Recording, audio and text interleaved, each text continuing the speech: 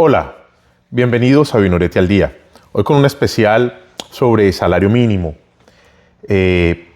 Estamos revisando qué está ocurriendo. 20 de febrero del año 2026, todo el seguimiento de la semana después de la declaratoria de suspensión del salario que hiciera el Consejo de Estado.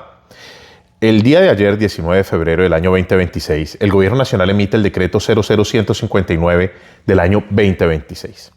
Una parte considerativa bastante amplia, gruesa, múltiples conceptos, fórmulas a analizar, fórmulas a revisar, estadísticas, números a tener presentes y con una conclusión de un incremento del 23%.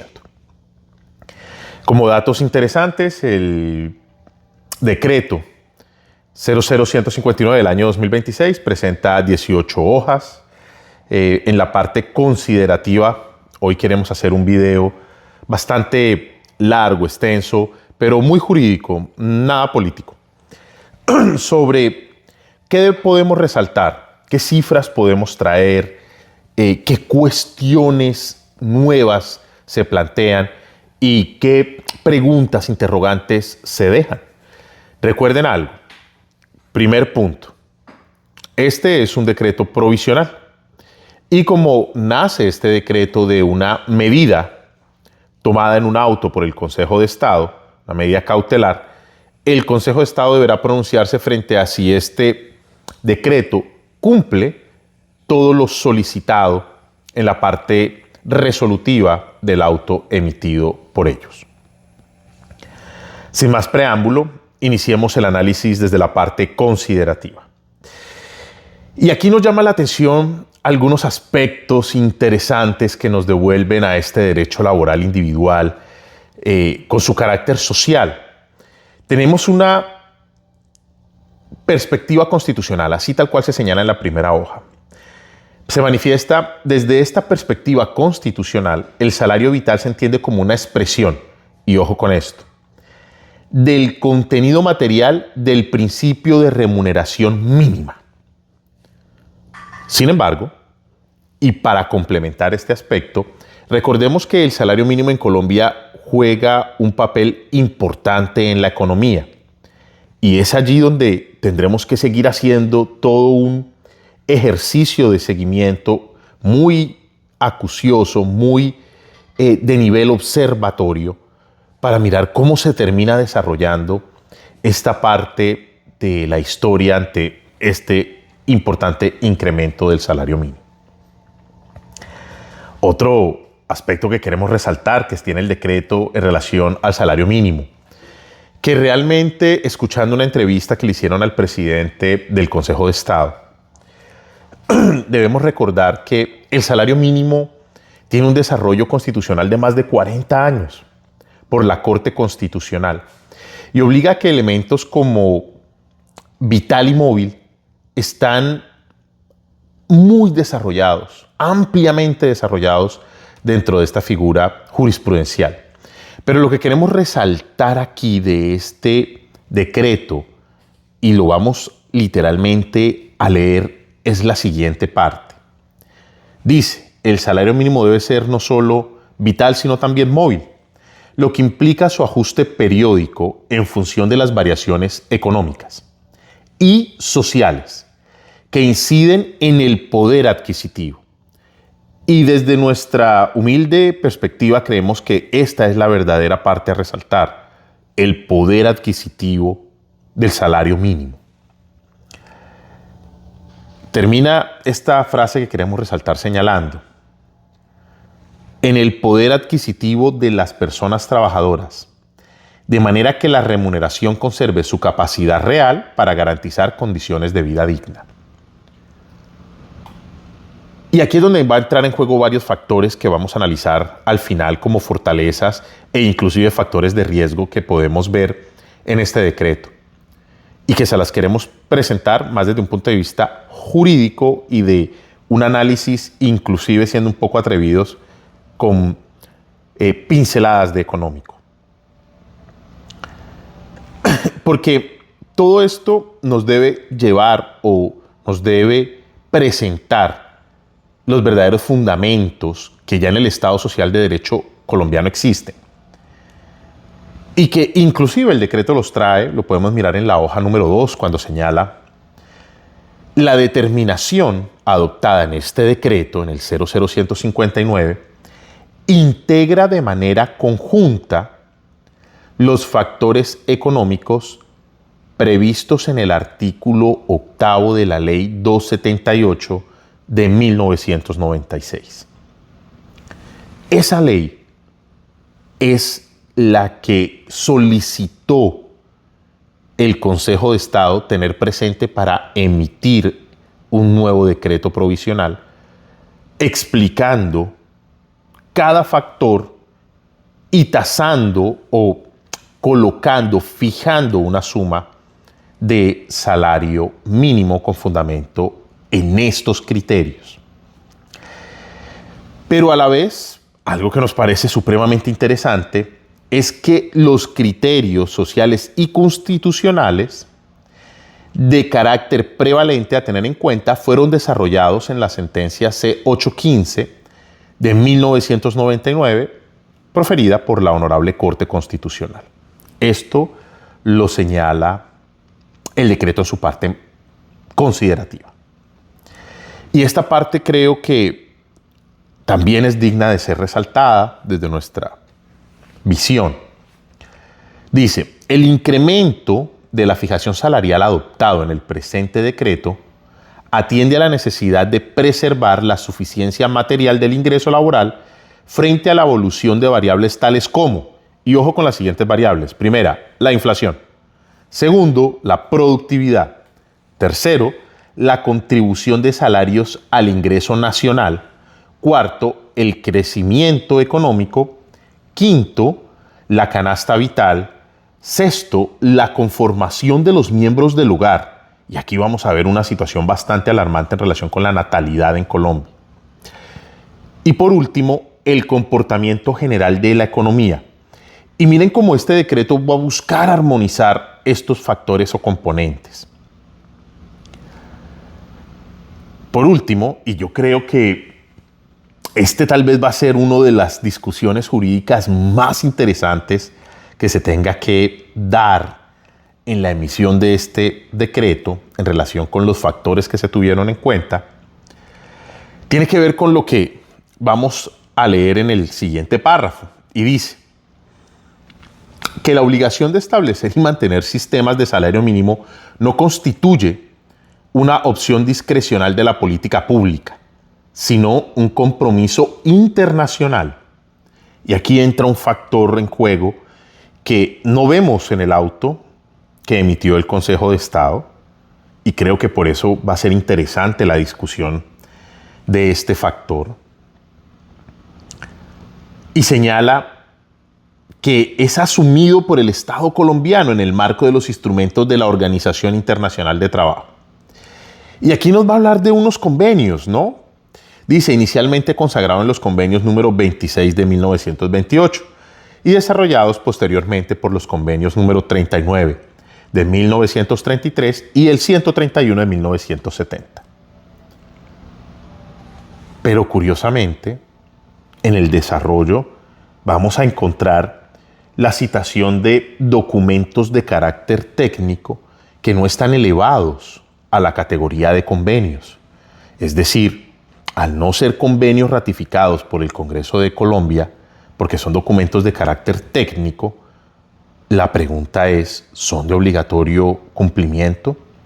Porque sí tenemos un artículo 8 de la Ley 278 de 1996 con unos criterios muy claros, muy específicos. Pero estos documentos técnicos de la OIT no tienen ese rango legal ni constitucional. Y tal vez allí vendrá una disertación, un debate jurídico que esperamos sea muy bien definido por el Consejo de Estado en relación a algunos de los riesgos que expondremos más adelante.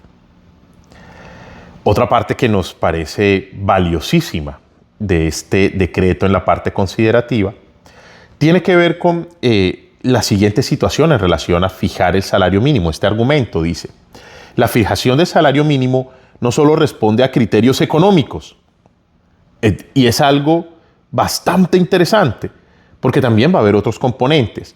Y es el siguiente, sino también a la necesidad de armonizar a la libertad de empresa con la justicia social y la equidad en la distribución de los beneficios del desarrollo, de modo que la actividad productiva se oriente a la generación de valor económico compatible con la protección del trabajo humano y la realización efectiva del Estado social de derecho. Y aquí vemos como, nuevamente, y a pesar de una gran discusión que creemos debería ya estar superada en relación con querer dividir el país entre empleadores y trabajadores, vemos que prácticamente se necesitan y se requieren tanto empleadores como trabajadores. Y vemos como el Estado coloca esta carga social al momento de crear empresa, que es válida, hace parte de ese pacto social dentro de un Estado social de derecho, en el cual crear empresa implica tener ese desarrollo social de mejorar las condiciones de vida de todos aquellos que hacen parte del equipo de trabajo en el desarrollo de la actividad productiva. Pero no podemos dejar de lado otros elementos. No podemos dejar de lado que la economía tiene un crecimiento muy específico en relación con un mercado de oferta y demanda, que la gran pregunta es si crece por el solo hecho de generar incrementos en salarios mínimos. Y allí pues serán los economistas e inclusive el Consejo de Estado en una evaluación de este decreto quien establezca si estos criterios cumplen finalmente de manera suficiente la carga impuesta por ellos en el auto. Y esto nos va a llevar rápidamente al numeral primero, que tiene que ver con el análisis de suficiencia y cierre progresivo de la brecha del ingreso mínimo legal y las necesidades reales de subsistencia de las personas trabajadoras. Aquí inician con la citación de un estudio realizado por la OIT, que volvemos a señalar, no es un convenio, y dice fijación de salarios, ingresos vitales sobre la estimación de salario vital para Colombia. Y los invitamos a buscar este documento en la página de la Organización Internacional del Trabajo, porque curiosamente inicia señalando este documento que los países que adopten este estudio deberán tener una discusión tripartita y entre los diferentes actores a los que impacta el salario mínimo: trabajadores, empresarios, organizaciones sindicales, el gobierno nacional. Y esto vemos que sí lo cumple Colombia en el desarrollo de este marco de una mesa de concertación que se realiza en todos los meses de diciembre para fijar el salario mínimo. Y aquí empiezan varios elementos que en particular queremos señalar. El primero tiene que ver con la inflación, el cual en este numeral primero se señala.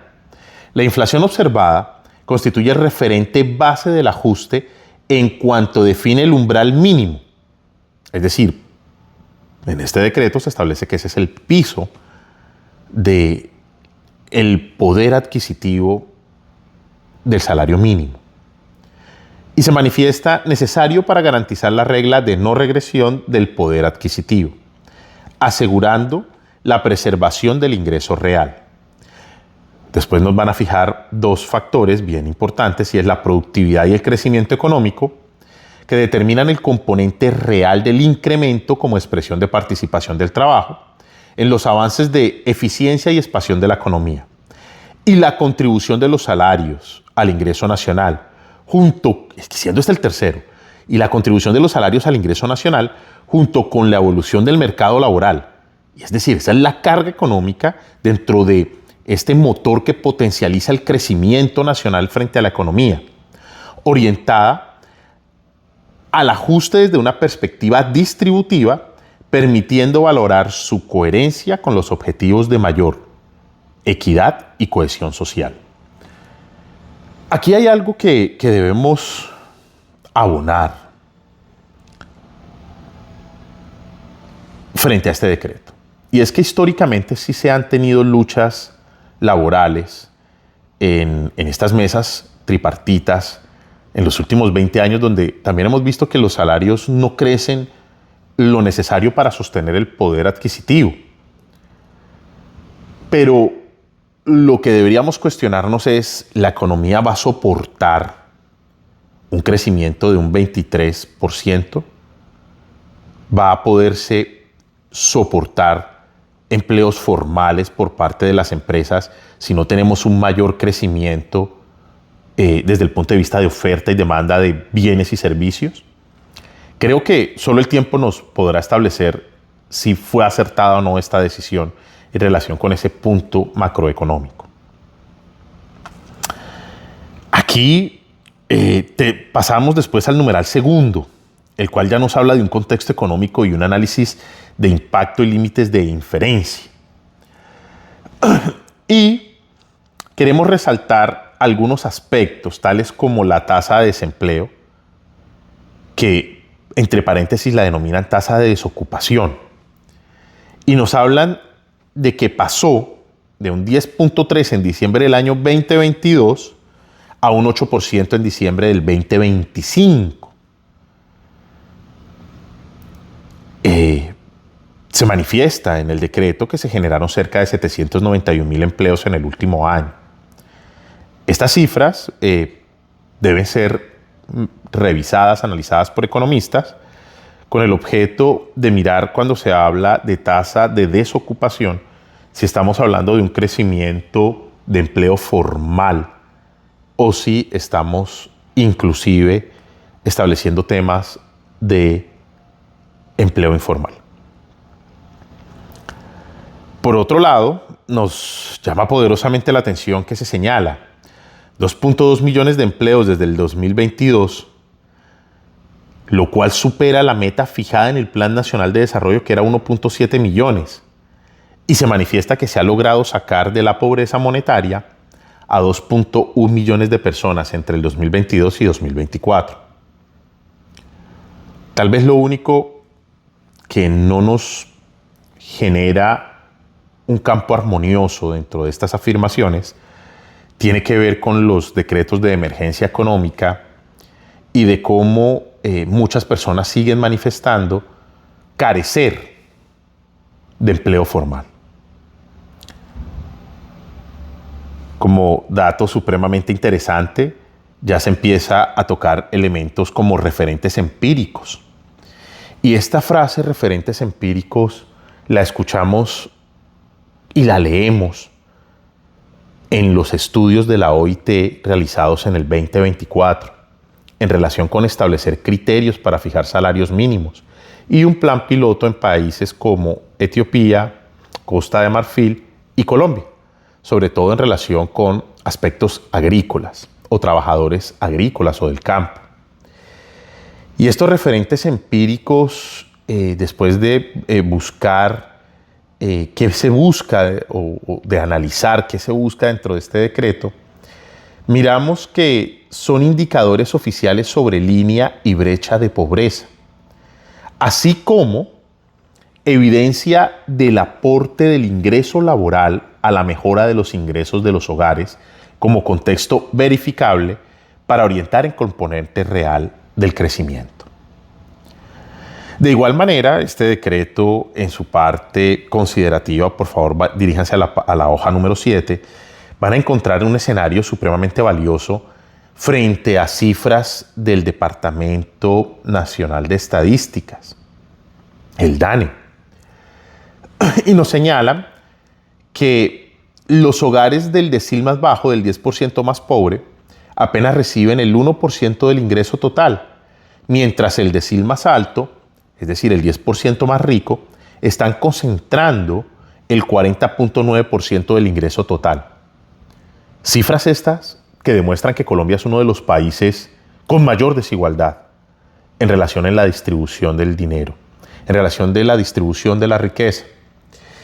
Y que sí llama poderosamente la atención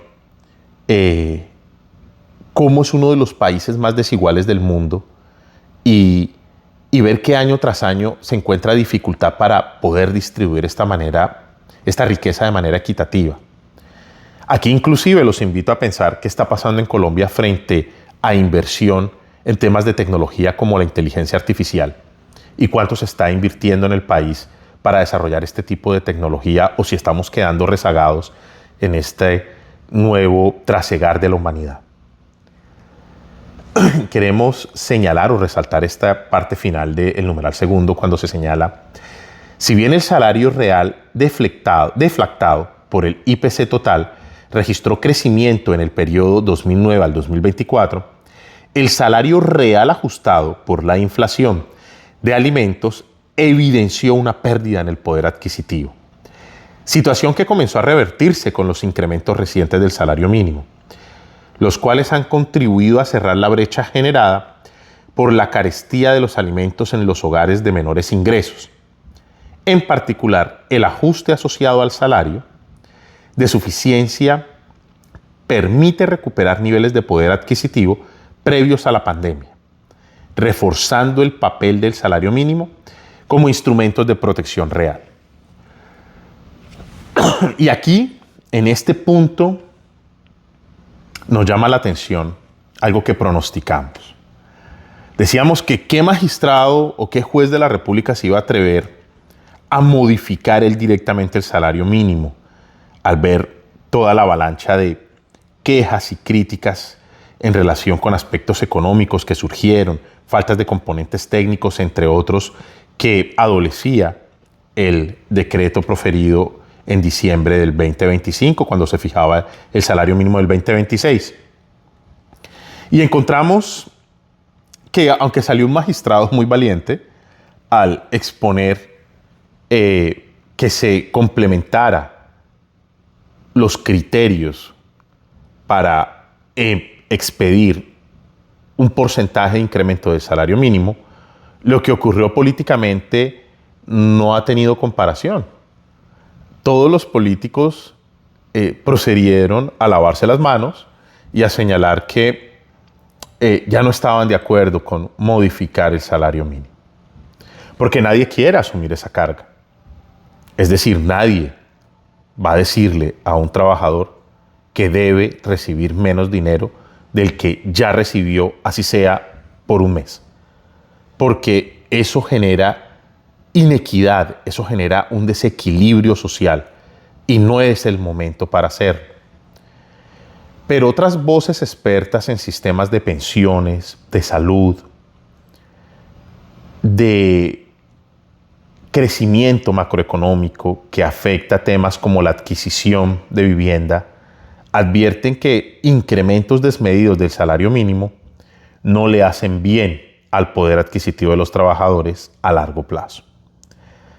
Entonces miren cómo realmente vale la pena estudiar este decreto y ojalá las políticas de salario mínimo se vuelvan no momentos de efervescencia política, sino al contrario, situaciones que se concreten en el bienestar de una población que debe crecer y debe tener una economía que le permita acceder a bienes y servicios dentro de una vida digna. Eso nos va a llevar al tercer elemento, que es el estándar aplicable de motivación, parámetros legales y factores constitucionales prevalentes.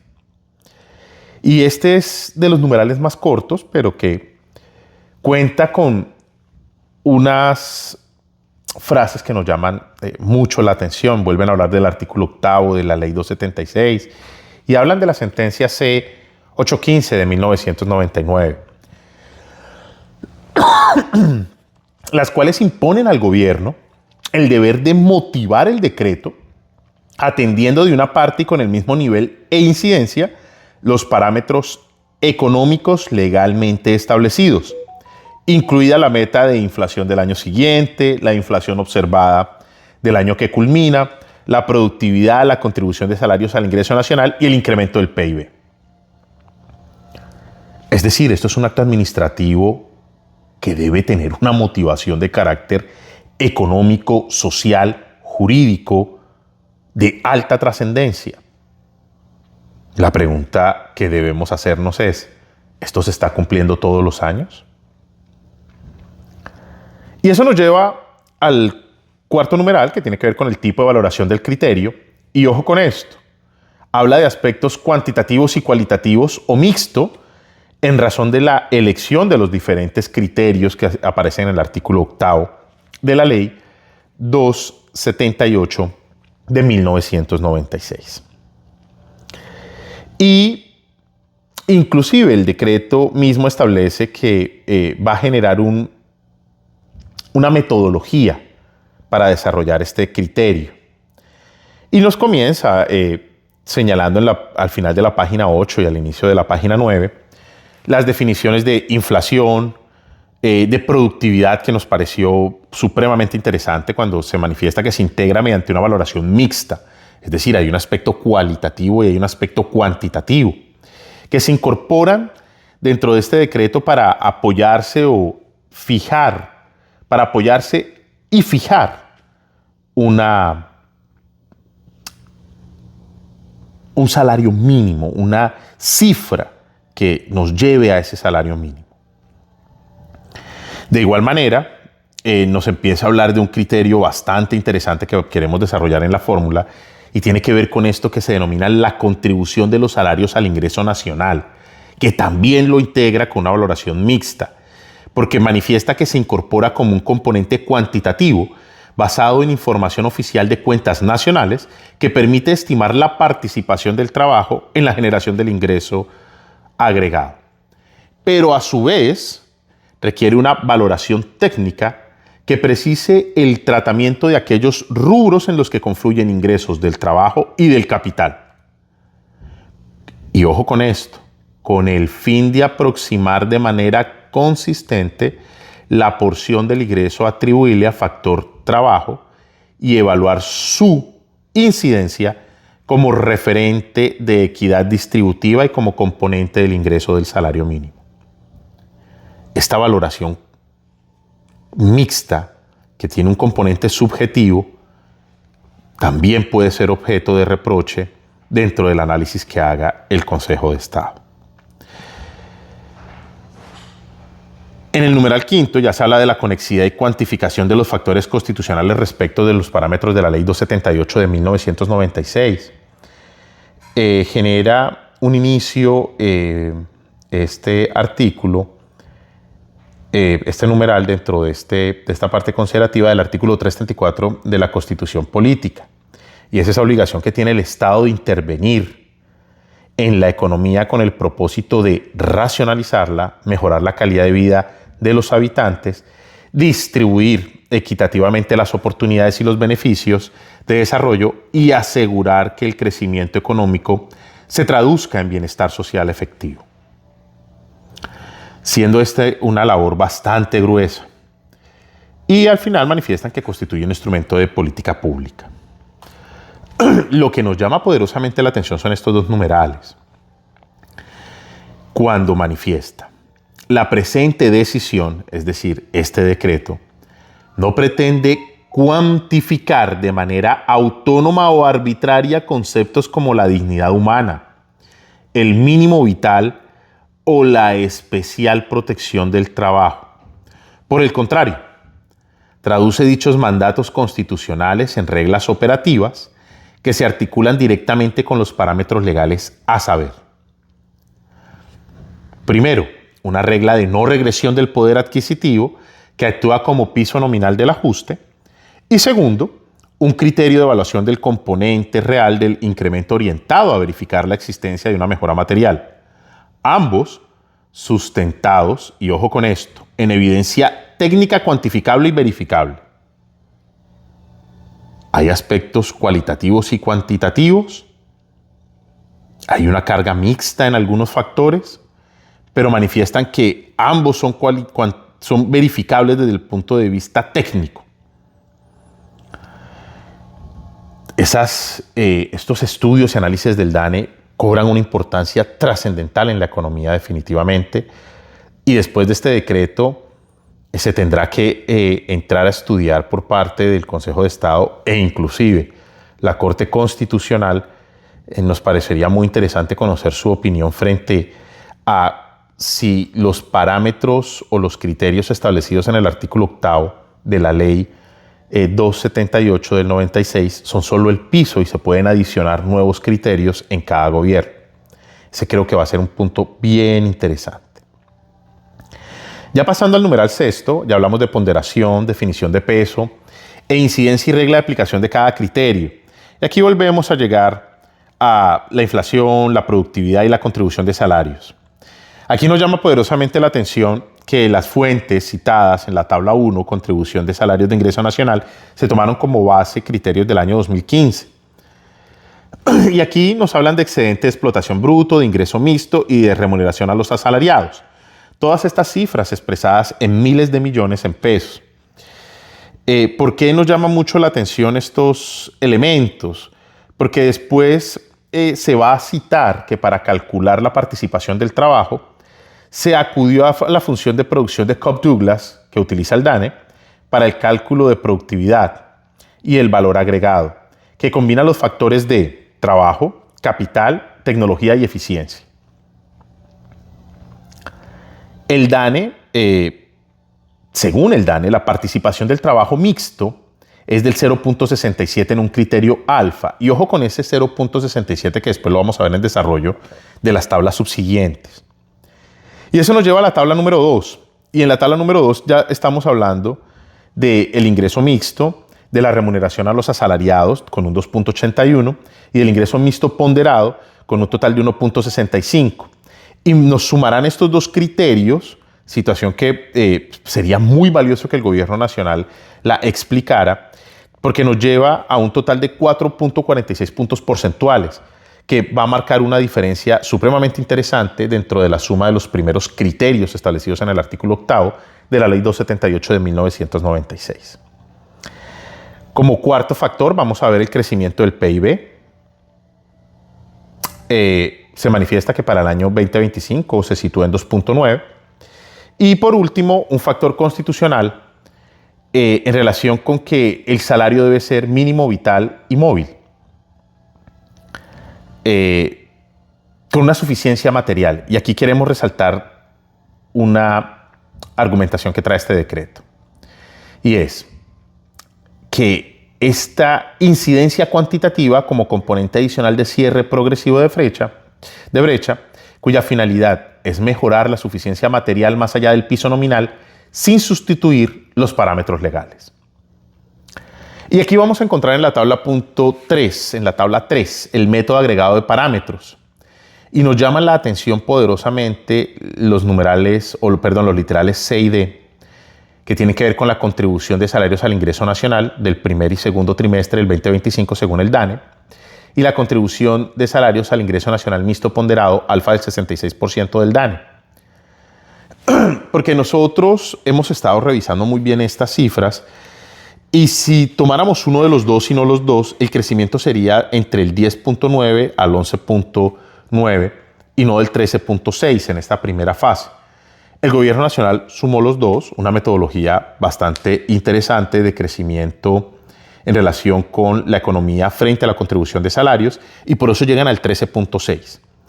Una explicación que consideramos el gobierno nacional otorga al Consejo de Estado y que el Consejo de Estado valorará si se cumple o no con los criterios establecidos en el artículo ya mencionado.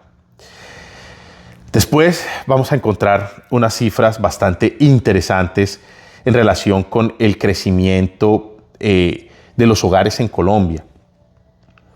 Y tenemos algo que nos llama mucho la atención y que creo que deberá empezarse a trabajar por los gobiernos en relación con la tasa de natalidad y del crecimiento de los miembros promedio del hogar en Colombia.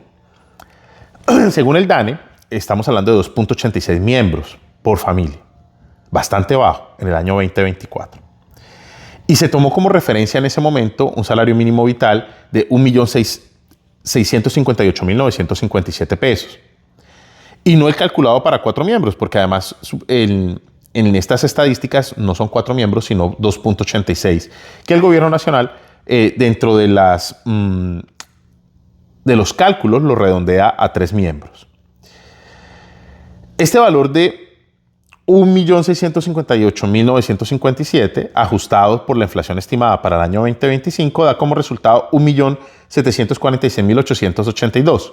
Y para el 2026, según la inflación proyectada por el Banco de la República de 4.54%, un resultado de 1.826.190.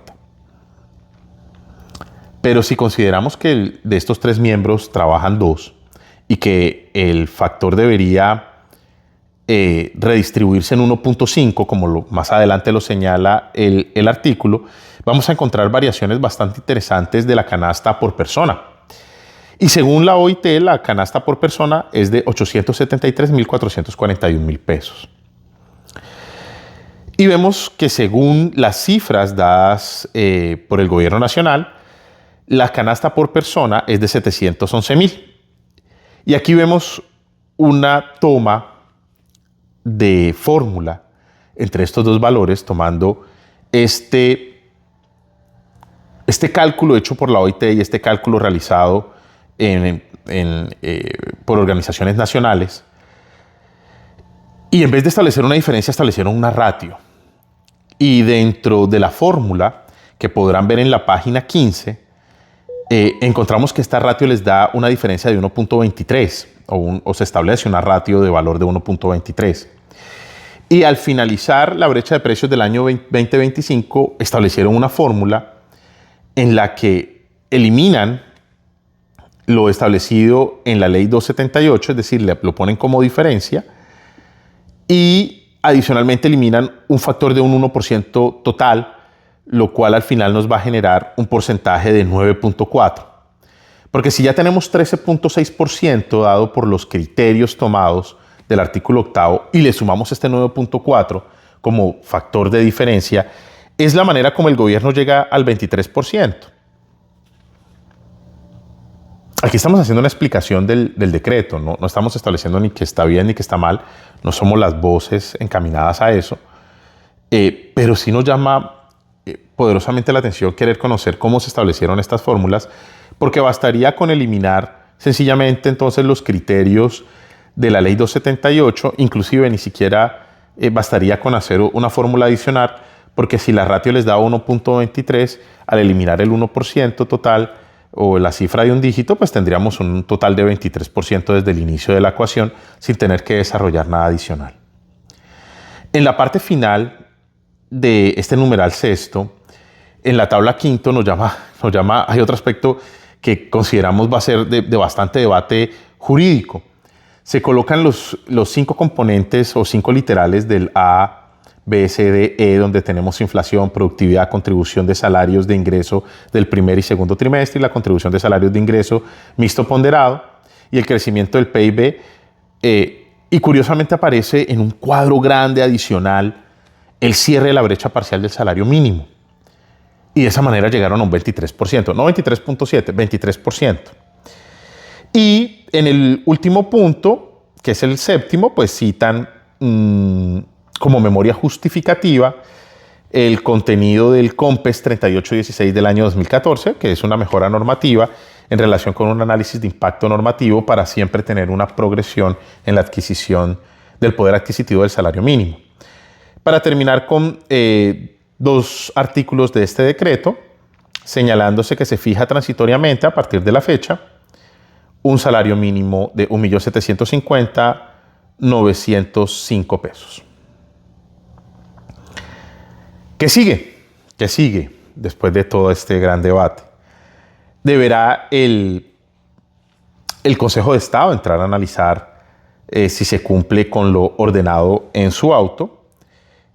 Aquí deberá haber un análisis jurídico bastante interesante.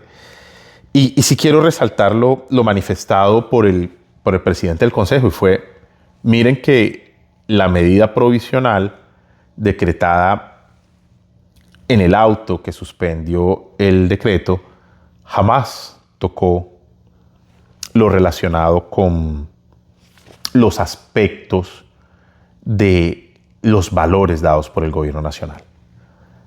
Y es cierto, jamás se tocó.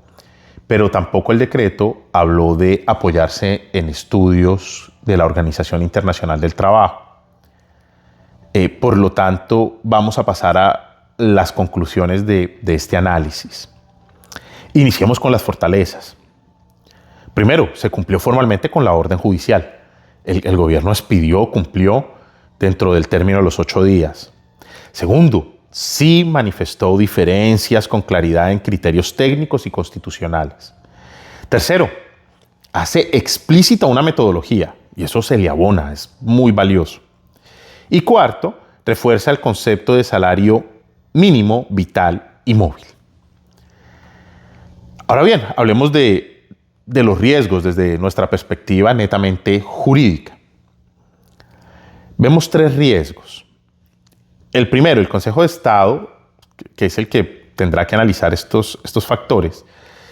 El Consejo de Estado podría considerar que el componente vital, primero, no es verificable empíricamente. O segundo,